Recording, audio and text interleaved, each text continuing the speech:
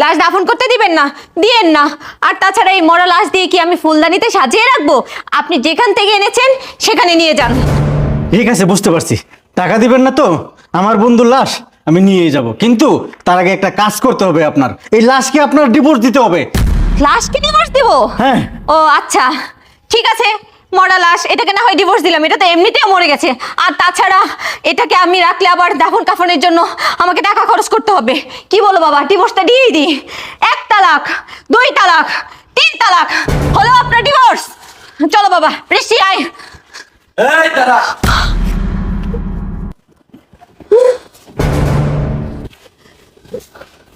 তুমি বেঁচে আছো কি করে? আমি মারা যাইনি।